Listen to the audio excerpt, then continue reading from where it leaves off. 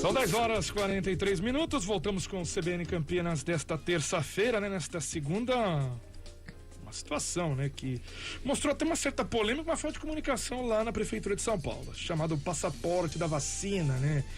Na Europa, alguns países estão adotando. São Paulo ontem, com o prefeito Ricardo Nunes, criou o chamado passaporte da vacina, mas depois falou que não era bem assim. É para grandes eventos, porque aí é uma recomendação para bares e restaurantes. De qualquer maneira, Campinas estuda também adotar, porque a partir da próxima segunda-feira, evento em local fechado lá na capital paulista exige as pessoas apresentem esse comprovante de que receberam pelo menos uma dose da vacina para ter acesso. Nos bares e restaurantes, como a gente disse, apenas uma recomendação para que a medida seja adotada. Algo diferente foi falado pelo prefeito na manhã, mas depois aí à tarde, noite, secretário de saúde Edson Aparecido falou que foi um problema na comunicação, e isso, ele está falando aí de grandes eventos. De qualquer maneira, nesta segunda, o vereador Gustavo Peta, do PCdoB, protocolou um pedido formal para que o prefeito Dário Saad adote a mesma medida em Campinas. Lilian. E para falar sobre esse assunto, a gente recebe o Matheus Mazon, que é o presidente da Abrazel, Associação Brasileira de Bares e Restaurantes, aqui em Campinas. Bom dia, Matheus. Obrigada por atender a CBN Campinas mais uma vez. Bom dia, Lilian. Bom dia, Paradela. É um prazer poder estar aqui conversando com vocês na CBN. Matheus, como é que você viu essa movimentação em São Paulo e, posteriormente, esse pedido aqui do vereador Gustavo Peta para que Campinas adote esse modelo de passaporte, né, para checar se as pessoas que pretendem frequentar bares e restaurantes estão ou não vacinadas? O que aconteceu em São Paulo é exatamente o que está acontecendo aqui, que é uma falta de proximidade e diálogo do legislativo com o setor econômico aonde eles vão legislar. Então, São Paulo não teve um diálogo. Quando saiu essa notícia, ela estava aí com a obrigatoriedade, e aí nós entramos em contato e trabalhamos isso internamente, porque não faz sentido essa legislação, e muito menos criar uma legislação sem conversar com as partes interessadas. Então, é a mesma coisa que aconteceu aqui, e a gente já havia se posicionado ontem que, para o setor que tem enormes prejuízos, que está tentando se recuperar e ainda ter que arcar com custos, fora os problemas que a gente vai ter aí de aglomeração para conseguir entrar, como que a gente vai gerenciar isso dentro da casa, o cliente que não quer apresentar e assim por diante, é um desconexo da responsabilidade do Estado em conseguir comunicar a importância da vacinação e que a população entenda se vacinar, e passar essa responsabilidade para o setor que não aguenta esse custo e essa responsabilidade para atuar no dia a dia das suas casas nessa recuperação tão lenta que está acontecendo. Matheus Mazon, mas não seria uma segurança a mais para o setor ter exatamente essa possibilidade de questionar a pessoa que está entrando? Por exemplo, ontem eu fiz, a gente já falou aqui no CBN Campinas, fui lá, tomei a segunda dose. Eu realmente não sabia, mas no aplicativo do Poupa Tempo, no Poupa Tempo, você vai lá, entra com o seu CPF e tem a possibilidade. Já estava registrado, eu achei muito interessante, mas cheguei em casa, já estava registrada a segunda dose, até tudo marcadinho, bonitinho, e com QR Code. Não seria uma coisa para ajudar, ou pelo menos para garantir essa segurança de que o setor não terá uma proliferação uma propagação do vírus? Flávio, exatamente esse é o ponto. Desde o começo da pandemia, a gente vem tentando comunicar à população, às autoridades, à imprensa, que não é o setor que faz essa propagação. Vamos pegar um exemplo de um jogo de futebol que teve em Minas Gerais semana passada. Vamos pegar exemplo. Bom, a gente vai começar a cobrar passaporte para entrar em ônibus, para o trabalhador vir trabalhar, ou nos supermercados, ou em todos os outros ambientes. O grande problema é que o setor de bares e restaurantes, ele acaba sendo a vitrine para esses tipos de medidas que não trabalham com a realidade. Imagina você chegar num restaurante na hora do rush, num self-service, onde todo mundo chega super rápido para comer, ir embora, para voltar a trabalhar, e a gente tem que agora começar a ficar checando o passaporte, e tem gente que está com ele, tem gente que está sem celular, tem gente que não quer apresentar. Imagina o tamanho do transtorno, eventualmente até aglomerações vão acontecer exatamente por causa disso. Eu acho que o trabalho não seria dessa maneira. As prefeituras, o Estado, ele tem que ajudar a população a entender a necessidade de se vacinar. A gente não é contra a vacinação, a gente é extremamente a favor da vacinação. Fomos a primeira associação no Brasil que começou a incentivar a vacinação já no começo desse ano, mas dá essa responsabilidade e essa obrigatoriedade do setor. Só para você também a maior parte dos estabelecimentos não tem quem vai fazer essa checagem. Então, ou seja, mais um salário que a gente tem que absorver e a gente não está dando conta nem de pagar os salários da nossa equipe ainda. Então, o timing é ruim, não seria a decisão mais inteligente, mas é muito fácil passar a responsabilidade para o setor privado e o setor privado que tem que se virar para resolver a situação. Na última vez que nós conversamos aqui na CBN Campinas, nós falamos sobre uma campanha que a Brasel estava realizando com os associados, né, os bares e restaurantes, sobre as medidas sanitárias que deveriam continuar ainda existindo e também para que houvesse uma conscientização dos proprietários para que não só fizessem com que essas medidas fossem cumpridas, mas também atuasse ali junto, né, aos seus funcionários e clientes. Como é que foi o resultado dessa campanha na sua avaliação? Você acredita que houve uma mudança do comportamento daqueles poucos bares e restaurantes que estavam, por exemplo, promovendo aglomeração no início da flexibilização das medidas do Plano São Paulo? Lilian, a gente fez uma campanha, né, onde a gente colocou mais de 15 outdoors pela cidade, falando que a pandemia não tinha terminado e falando para não ter aglomeração, né, a campanha que a gente chamou de aglomeração não. Ela entrou muito junto com a campanha que a própria Prefeitura de Campinas colocou de tolerância zero com aglomeração. A gente percebeu que muitos estabelecimentos que estavam tentando trabalhar todos os protocolos, receberam a população mais consciente da necessidade de fazê-lo. Então, o pessoal, quando a gente chegava para pedir para colocar máscara, porque estava indo para o banheiro, acabou esquecendo para levantar o banheiro, a gente percebeu que a clientela estava mais consciente disso. Mas, de qualquer maneira, e sendo muito sincero aqui, existem casos onde, mesmo a gente tentando trabalhar, conversando, mesmo a prefeitura buscando fazer uma conscientização, eventualmente fiscalizando, que é o papel dela, existem casos que a gente vê aí que não estão respeitando isso. Isso acaba denegrindo aí a atuação do setor e faz com que medidas maiores e mais fortes sejam tomadas. Então, eu tenho acompanhado aí as fiscalizações e principalmente a prefeitura fazendo com que as festas clandestinas que têm aglomeração acabam sendo dispersadas. Infelizmente, ainda tem essa parcela da população que acha ou acredita que não tem tanto problema o vírus ainda. Mas eu acho que esse ponto é extremamente pequeno, dado o universo aí de gente do bem que está trabalhando, que está fazendo os protocolos, e está esperando aí agora a clientela voltar para casa, para casa, né, para os restaurantes, para vir começar a comer, para vir começar a sair, para se divertir, para a gente recuperar o setor. E, Matheus Mazon, retomando a nossa conversa, né, sobre o famoso passaporte da vacina, o senhor já citou aí que uma parte sem diálogo lá em São Paulo, aqui também um pedido da Câmara de Campinas pelo vereador Gustavo Peta, também ser uma conversa prévia com a Brasel. O que pode ser feito então entre os legisladores lá, o legislativo que está para isso, o executivo e a Brasel? Quais são as medidas que a Brasel acha interessante que podem ser implantadas para um momento como esse? A obrigatoriedade do passaporte é um ponto que nós não concordamos. Eu acho que tira um direito do cidadão de poder ir no restaurante, no estabelecimento.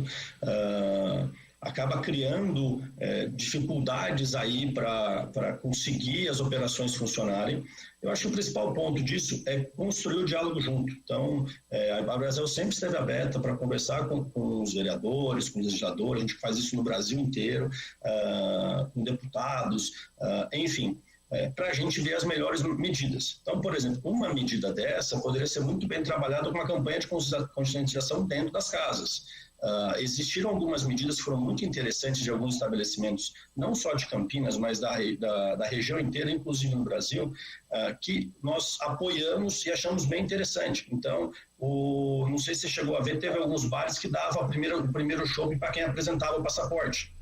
Então, existem maneiras da gente conciliar A necessidade dos estabelecimentos de recuperar da crise, tem muita gente ainda, que a gente fala que são os mortos-vivos, tem muito estabelecimento que está quase não conseguindo pagar a conta, se endividou tanto que qualquer tropeço que ele der agora, qualquer custo a mais, ele não vai recuperar.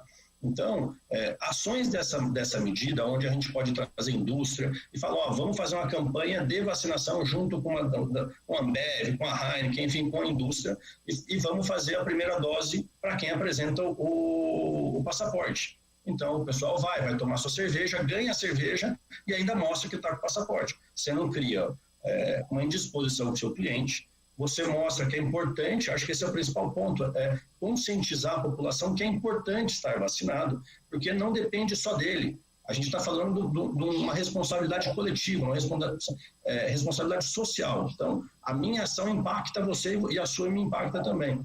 Mas eu acho que a gente tem que fazer isso de uma maneira não impositiva, sem criar regras. Esse que eu acho que é o grande ponto que a gente precisa começar a trabalhar no Brasil. É fácil criar regra e impor elas nas pessoas, nas empresas. Eu acho que agora o caminho tem que começar a ir pelo outro lado. Vamos desenhar propostas que cheguem no objetivo, eventualmente, de uma maneira muito melhor do que está sendo proposta numa legislação. Mas essas ações de incentivo, vamos chamar assim, né, de que você, de repente, oferece um brinde para alguém que traga lá o seu comprovante, elas têm pegado aqui em Campinas? Tem tido um movimento nesse sentido? Como é que está essa situação? Eu, particularmente, confesso que não vi muita coisa aqui em Campinas ainda em relação a isso, mas queria a sua avaliação nesse sentido.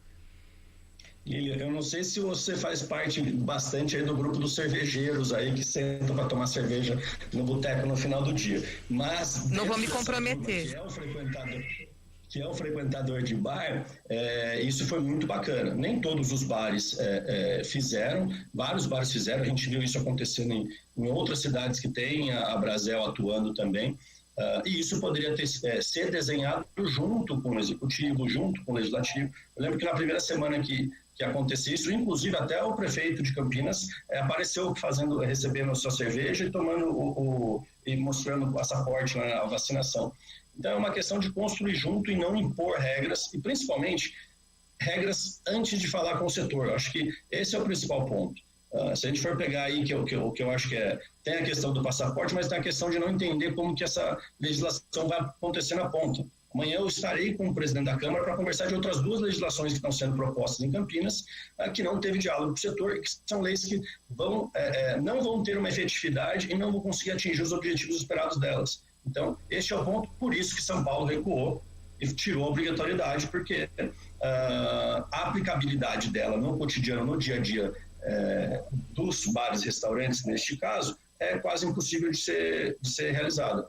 Então, é para inglês ver, e hoje a gente não tem mais espaço para legislações que vão onerar o setor de bares e restaurantes, principalmente legislações que não vão gerar o impacto, o ganho e o objetivo esperado. Eu conversei com alguns especialistas em direito público e a situação foi realmente essa, passando que a aplicabilidade é quase que nula, né?